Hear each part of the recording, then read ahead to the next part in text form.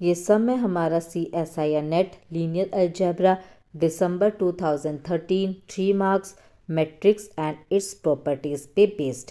इस वीडियो में हम टोटल 3 सम करेंगे। तीनों ही sum matrix and its property पे बेस्ड है और हर एक सम 3 मार्क्स का है। सो जो पहला सम है वो है let A be a 5/4 matrix with real entries such that AX equals 0 if and only if X equals 0 where X is 4/1 vector and 0 is a null vector, then rank of matrix A is first option is 4, second 5, third 2 and fourth one is 1. So इस सम में matrix A है, इसका order हमारे पास given है 5/4। एक equation दे रखी है AX equal 0। कहते हैं ये पॉसिबल है if and only if X equal 0। अब इसको पढ़ने का थोड़ा तरीका चेंज करते हैं। AX इक्वल 0 ये हमारे पास कैसा सिस्टम है, होमोजीनियस सिस्टम है ऑफ लीनियर इक्वेशन, और इस सिस्टम के पास एक ही सोल्यूशन दे रखा है और वो है X इक्वल 0, और इस सोल्यूशन को हम बोलते हैं ट्रिवियल सोल्यूशन है।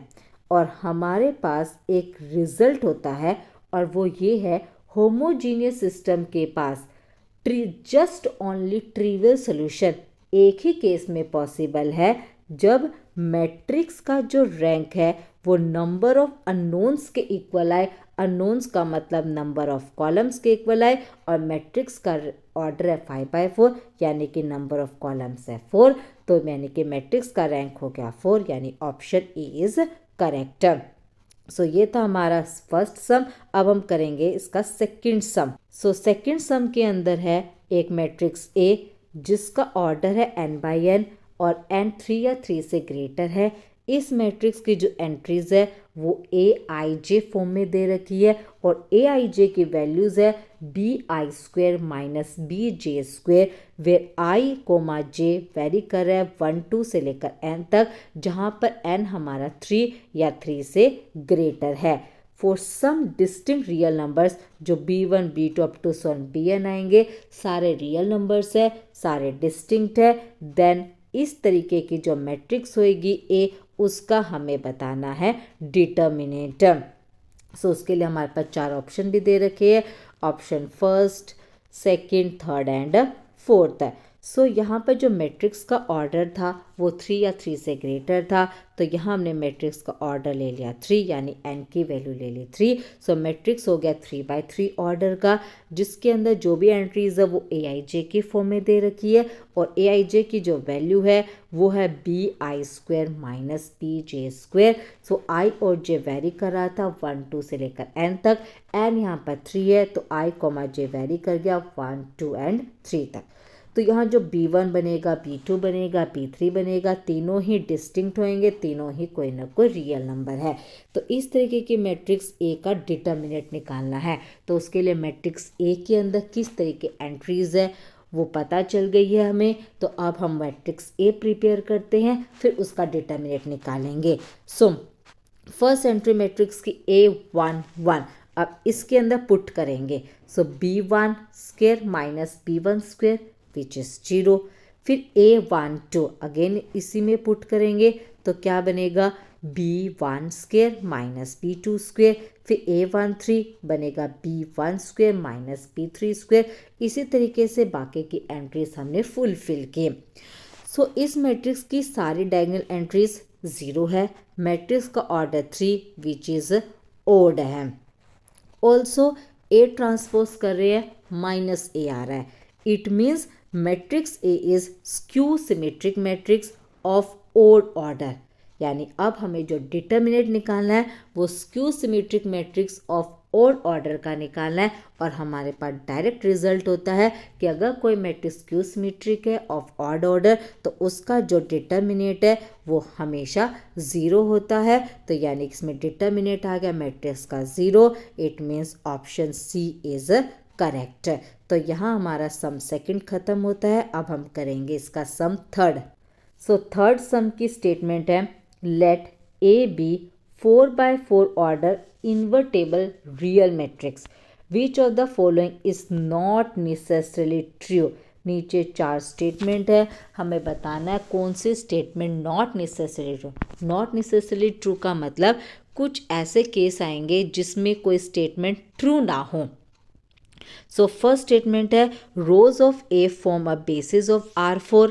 सेकेंड है null space of A contains only the zero vector. Third है A has 4 distinct eigenvalues. And fourth one statement है हमारे पास कि जो इमेज है of linear transformation x to ax on R4 is R4। सो एक एक करके इसके 4 ऑप्शन हम चेक करते हैं। सो यहाँ जो मैट्रिक्स A है 4x4 ऑर्डर का है, इन्वर्टेबल मैट्रिक्स है। अब बात करते हैं पहले ऑप्शन की। तो पहले ऑप्शन को अगर हम एक बार और रीड करें तो हमें पहले ऑप्शन में चेक करना है कि जो मैट्रिक्स ए की रोज हैं वो R4 के लिए कहते हैं कि क्या बेसिस का काम करेंगे। सो उसके लिए हमें R4 के यानी कि बेसिस फाइंड आउट करने एक तरीके से। सो डायमेंशन जो है R4 के वो 4 है। मैट्रिक्स ए का ऑर्डर भी 4x4 है, यानी कि मैट्रिक्स ए के पास 4 रोज है, 4 कॉलम्स है, और मैट्रिक्स ए इन्वर्टेबल है यानी कि ए का डिटर्मिनेंट नॉन जीरो है, ये हमें गिवन है, जिसकी वजह से मैट्रिक्स का रैंक हो गया 4 जो कि नंबर ऑफ रोज के इक्वल है। अब R4 की डायमेंशन 4 यानी कि R4 के अंदर बेसिस 4, मैट्रिक्स का rank 4, number of rose 4। It's का मतलब हुआ कि मैट्रिक्स ए के जो रोज है वो R4 के लिए बेसिस का काम करेंगे। तो ये बात हर केस में ट्रू है और हमें नॉट नेसेसरीली ट्रू बताना था, इसलिए ऑप्शन ए हो गया डिस्कार्ड। अब ऑप्शन बी में हमें ये चेक करना है कि नल स्पेस में हमेशा जीरो वेक्टर है। तो उसके लिए देखिए अब मैट्रिक्स का रैंक 4, मैट्रिक्स का ऑर्डर 4x4 है, इसका मतलब है नलिटी 0 है। इसका मतलब नल स्पेस के अंदर जस्ट एक सिंगलटन वेक्टर 0 है। इट मीन्स ऑप्शन बी तो नेसेसरीली ट्रू है, नॉट नेसेसरीली ट्रू बताना था, तो ऑप्शन बी भी हो गया डिस्कार्ड। अब बात करते हैं ऑप्शन डी की। ऑप्शन डी के अंदर क्या है चेक करना में, इमेज जो होगी लीनियर ट्रांसफॉर्मेशन की x to ax on R4 is R4, यानी कि हमें ऑप्शन डी में ये चेक करना है, कहते हैं कि कोई लीनियर ट्रांसफॉर्मेशन अगर R4 से R4 की तरफ अगर जा रही है तो R4 पे जो लीनियर ट्रांसफॉर्मेशन अप्लाई करेंगे कहते हैं R4 की R4 ही आ रही है, मतलब क्या ये ऑन्टो लीनियर ट्रांसफॉर्मेशन है। तो उसके लिए मैट्रिक्स का रैंक 4 है। अगर मैट्रिक्स का रैंक 4 है, मैट्रिक्स का ऑर्डर 4x4 है, ट्रांसफॉर्मेशन R4 से R4 है, यानी कि जो टी है हमारे पास वो कैसे ट्रांसफॉर्मेशन होगी, ऑन टू हो गई, यानी कि जो इमेज बनेगी R4 के ऊपर वो कंप्लीट R4 ही बनेगी। तो ऑप्शन डी भी हमारे पास नेसेसरी ट्रू है, हमें नॉट नेसेसरी ट्रू बताना था, तो ऑप्शन डी भी डिस्कार्ड हो गया। अब बचा जस्ट ऑप्शन सी, यानी कि इसका करेक्ट ऑप्शन ऑप्शन सी होगा। फिर भी हम इसको चेक करेंगे। ऑप्शन सी में कहते हैं कि ए के पास 4 डिस्टिंक्ट आइगन वैल्यूज होगी।